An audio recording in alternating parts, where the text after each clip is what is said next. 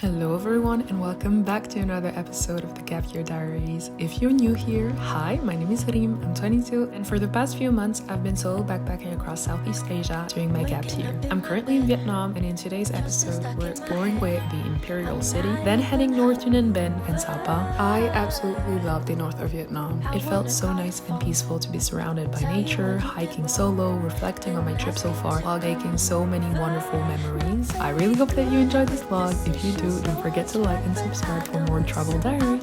Morning guys, rise and shine.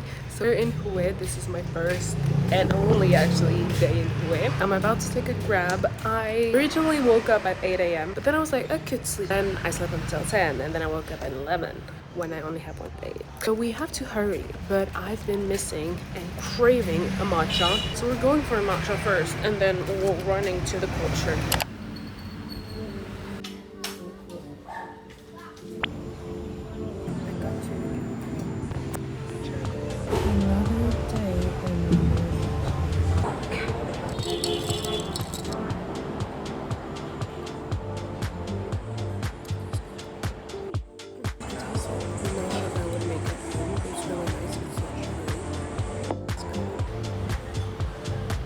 So the matcha was good, I'm happy. Today, I only have 2 weeks left of traveling. I'm back home in 2 weeks. I'm so used to being out here, traveling and living the life. It's gonna be weird that in 2 weeks I'm gonna go back to France. I'm not going to the Imperial City yet because I'm craving a banh mi.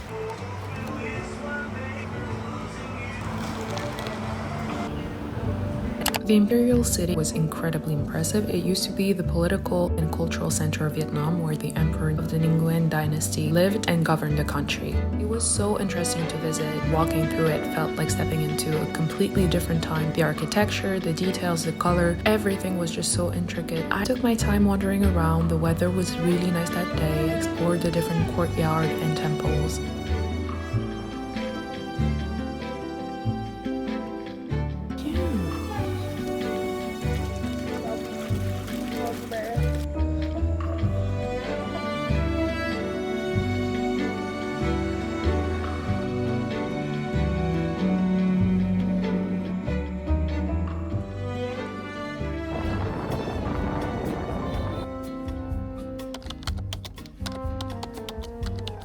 Another day, another night bus. This is much larger than the past night bus I was in. It's good. Really, really good. Oh, the galaxy spaceship.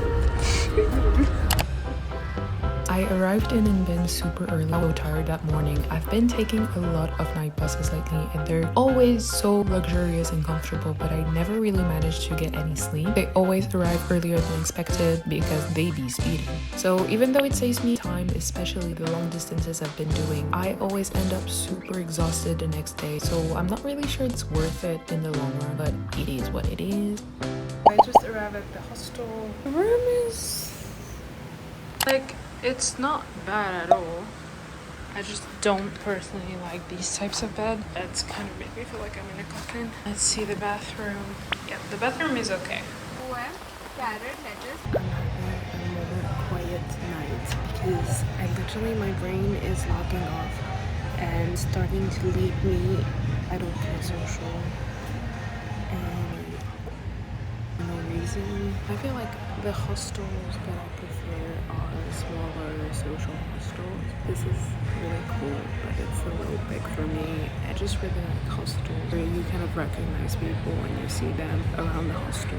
Here I feel like it's too big. I'm not able to recognize anyone, and I feel like there's just so many people that are here with groups, either duos or more, and it's just a little overwhelming sometimes. Sometimes I do wish that I had someone traveling with me for these instances where I don't really feel that social, but I still want to be social. So yeah. In case you weren't aware, I have planned an absolute feast for tonight. For the day, so we're gonna go and explore Ninh Binh. The weather, look at this. The weather is super nice, so I'm very excited. Thinking of renting a bicycle. Let's go. I tried to get a matcha latte, but it was sold out. How can this happen? How can this happen? It has happened actually a lot during that trip. It breaks my heart. And they're like, coffee I'm sorry, sir. I don't drink coffee. Ninh Binh is so incredibly beautiful. The weather was so sunny and my mood was instantly up. I've talked about it in previous vlog, but as amazing as solo traveling is, it's not always linear. There are ups and downs. The exhaustion from constantly being on the move, planning everything on your own can be a bit overwhelming. No, guys.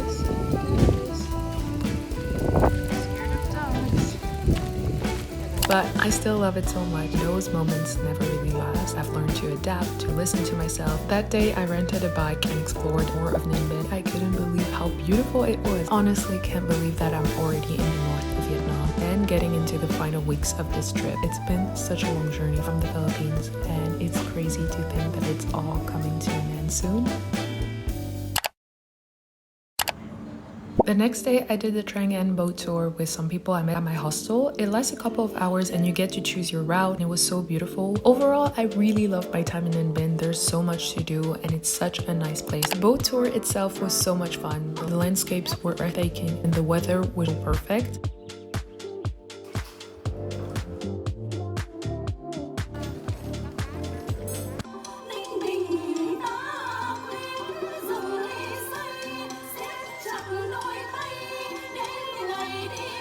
Later that day, I took a night bus to Sapa, a town further north in the mountains, and I was so excited. Also, I finally booked the Ha Giang loop I've heard about for so long. It's a 4-day motorbike tour in Ha Giang, and oh my god, I'm just so excited. Looking at if she can join me back in Hanoi. We met 24 hours ago. Let me check. We got some dessert.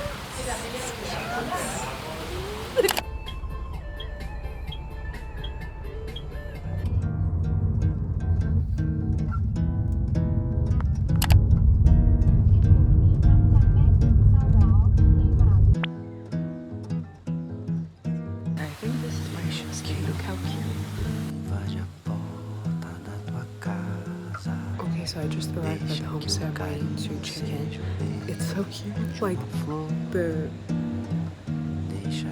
How cute is that? I love it.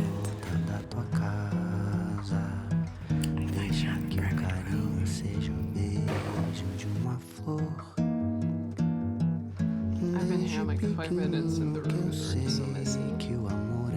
Look at this view.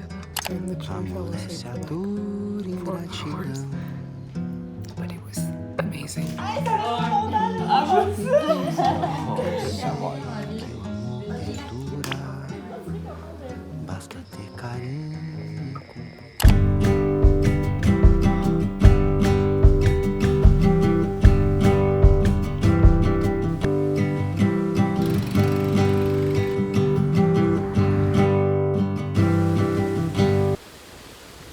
Good morning. I'm going to do a little hike. The weather is still it's better and it's sunny, so we're gonna do a little hike. It's called the Bamboo Trail, so yeah, I'm excited. And then I listen to some music and just log off for a few hours.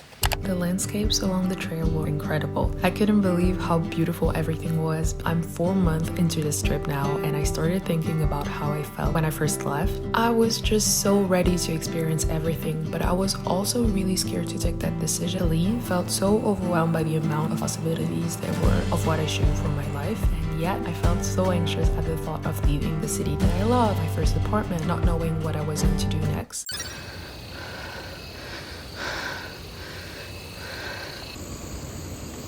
I'm right next to the rice fields. It's so nice and peaceful. The air is so fresh. It's been an hour already. I think I have an hour left. It's so nice to hike alone. I love hiking alone. Just slow walker. So you can imagine how slow of a hiker I am. You know the whole meme of the traveler being at random places on a random Monday. This is me on a random Monday hiking in the north of Vietnam while my family's at work.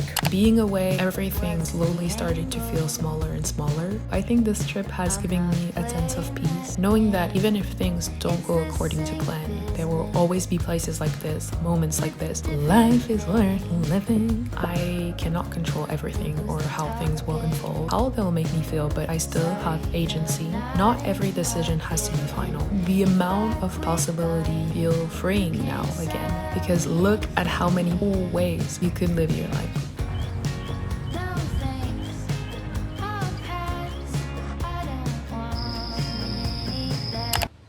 Is the breakfast included? Good morning. We're here for the last breakfast, and then we're gonna be heading to Hajong. I absolutely loved Sapa. It's so cool. I forgot what I wanted to say for my little updates. I'm still very tired, but this place, this homestay, was the cutest. I loved having a private room, and it's just so nice. Okay, so this is my laundry. This is the backpack that is overflow. It was time to leave Sapa and head to Hajong to start the loop the next day. I've been hearing so much about this loop since the very first day of my trip, and after 4 months, I'm finally going to experience it and see if it's worth the hype. I really hope that you enjoyed this vlog. Don't forget to let me know what you thought in the comments and subscribe for more travel diaries.